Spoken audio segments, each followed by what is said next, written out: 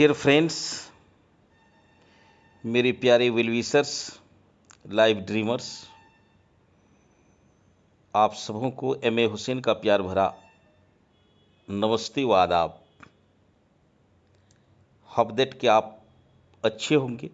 आपको लिए चलता हूँ सेल्स सीरीज का छठा यानी 6th audio video with description की तरफ, जहाँ ये जानकारी देने की कोशिश हो रही है कि सेलिंग लाइन में या सेलिंग प्रोसेस में, सेल्स प्रोसेस में, सेल्स इंडस्ट्री से जुड़े हुए लोगों को हम किस तरीके से वैल्यू ऐड करें और किस तरह उनको हम हेल्प कर सकें।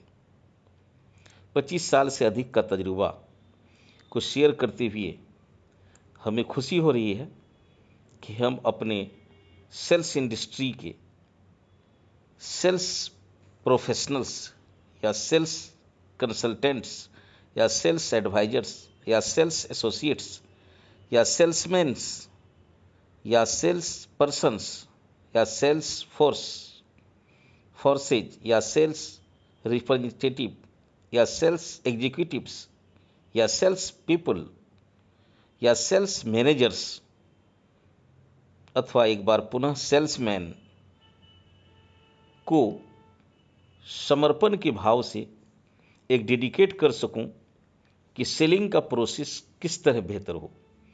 आज चर्चा है सेल्स प्रोसेस पे, यानी सेलिंग स्टेप्स पे। सेलिंग के कितने स्टेप्स हैं?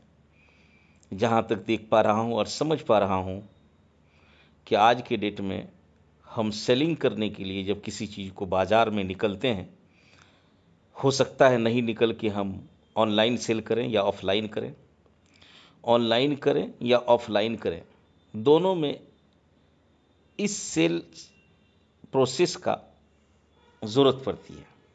सबसे पहले हम भले ऑनलाइन करना चाहें या ऑफलाइन करें, डायरेक्ट सेलिंग करें या इनडायरेक्ट सेलिंग करें, हर संदर्भ में, हर एस्पेक्ट्स में हमें एक पहले लिस्ट बनानी पड़ती है, फाइनलाइज करनी पड़ती है, आइडेंटिफाई करना पड़ता है समाज के लोगों को कि इस सोसाइटी में हमारे लायक लोग कहाँ हैं, जिसे हम प्रोस्पेक्टिंग कहते हैं या पिक एंड चूज कहते हैं या लीड क्वाइल जनरेशन कहते हैं। तो ये प्रथम काम है। यदि हम ये प्रथम काम अच्छे से कर लिया है तो भले ऑनलाइन या ऑफलाइन के लिए हम सेल्स की प्रक्रिया को आगे बढ़ा सकते हैं। लीड जनरेशन या पिक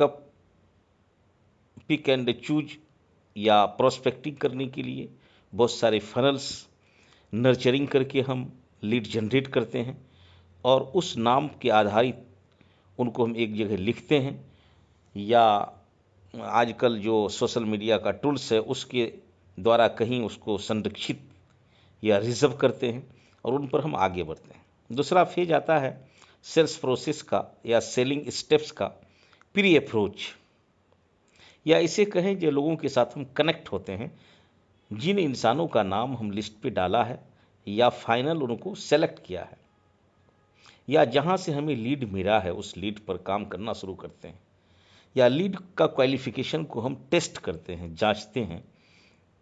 तो free of approach that means कि अपना नाम पता उनको देना, उनका नाम पता लेना, उनसे हालचाल लेना, एक सरसरी तौर पर हल्की सी मुलाकात या उनका परिचय अपने तक लेना या अपना परिचय उनसे मिलने के लिए इच्छा जाहिर करना।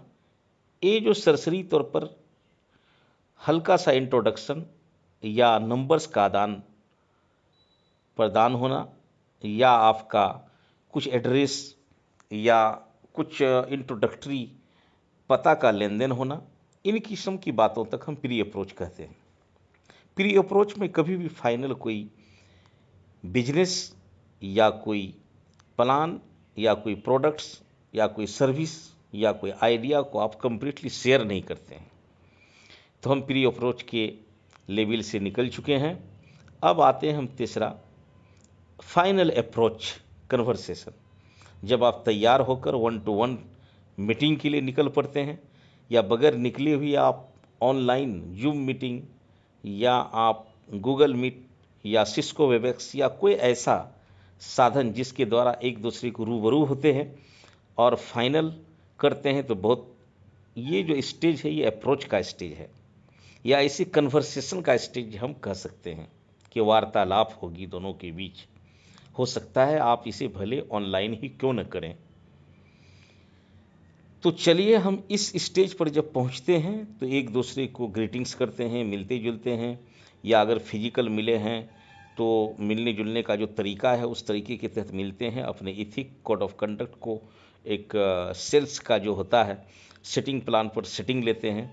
अगर इसमें आप बहुत अच्छे से सेटिंग करने में और ख़ास करके माहौल को शांत करने में और रेपो बिल्डअप करने में बढ़िया सा एक काम करते हैं ताकि सेल अंजाम तक पहुंच पाए, तब चौथा स्टेप आता है हमारा प्रेजेंटेशन।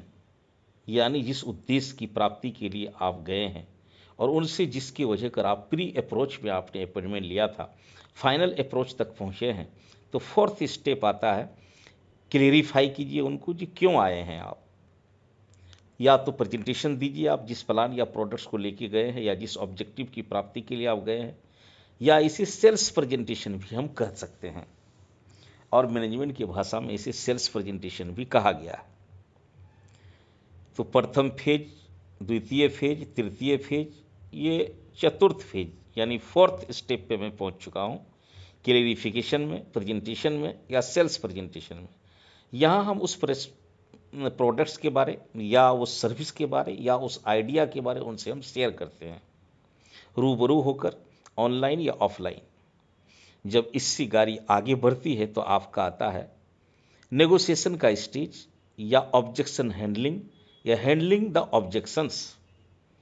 जब आप कुछ बात रखते हैं तो उनकी तरफ से कुछ जिज्ञासा अगर उत्पन्न हो गई है और उनको अपने शेयरिंग मोड में रख के प्लान को प्रेजेंटेशन दे पाए हैं, एक रेपो बिल्डअप हो पाया है, तो उनमें से अगर उनका दिल करता है कि नहीं बहुत अच्छी चीज़ है, बढ़िया है, तो अगर जिज्ञासा लेगा, जितना जिज्ञासा उनकी जगेगी, ख्वाहिशात उठेगी, उतनी ही वो सवाल होगा।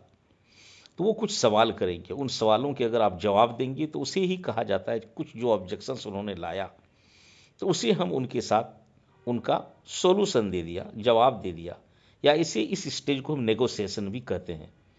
फिफ्थ स्टेज को हम नेगोशिएशन, दैट मीन संवाद, वार्तालाप करना, नेगोशिएशन करना, यानी उनके साथ उठी हुई बातों पर किसी खास एक नतीजे पर कंक्लूड करने का एक नतीजा। कोई खास एक नतीजे पर पहुंचते हैं कि या तो एक प्रोडक्ट उनके लिए फ़ायदेमंद है, अथवा अगर हम उसकी ऑब्जेक्शन को हैंडल नहीं कर पाते हैं या तो उन्हें हम जवाब देकर संतुष्ट नहीं कर पाते हैं और अपनी पोजीशनिंग या अपनी इस्टेब्लिशमेंट उनके समक्ष अपने आप को नहीं रख पाते हैं।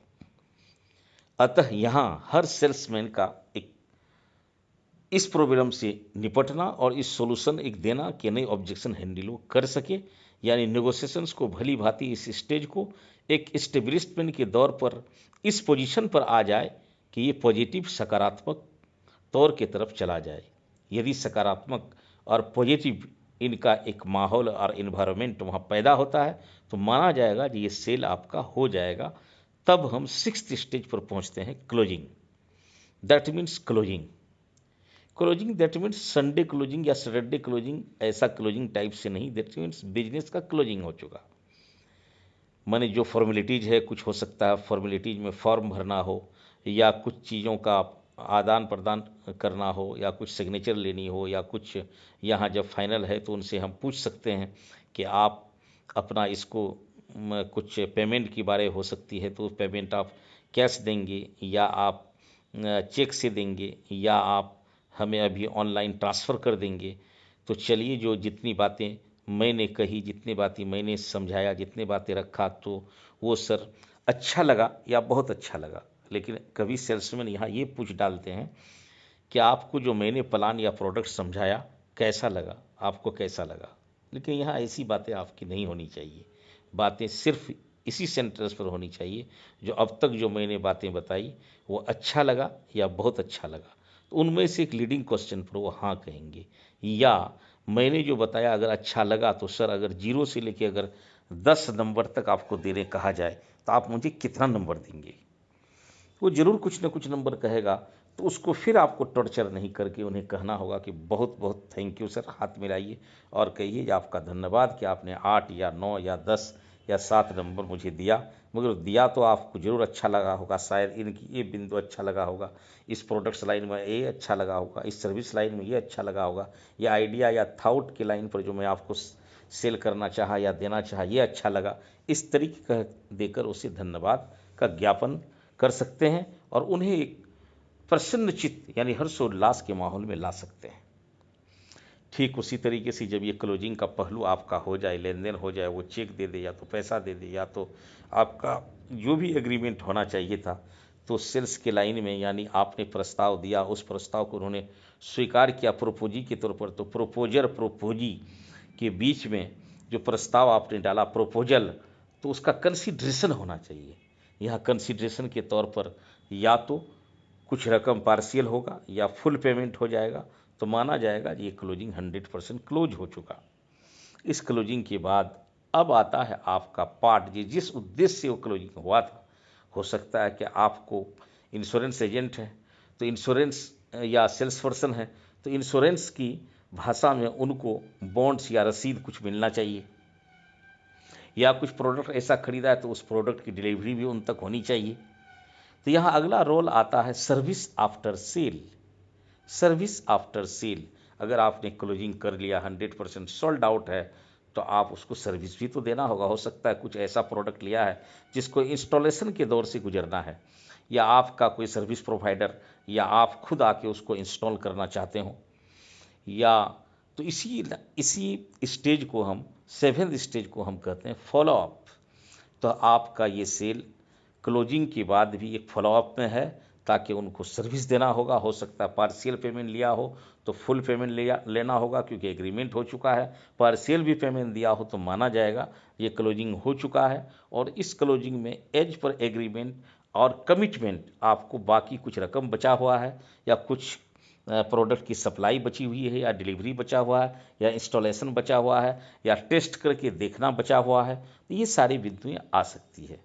और ख़ास करके सर्विस आफ्टर सेल या फॉलोअप इसलिए देंगे कि यहाँ से आपको रेफरल मिल सकता है।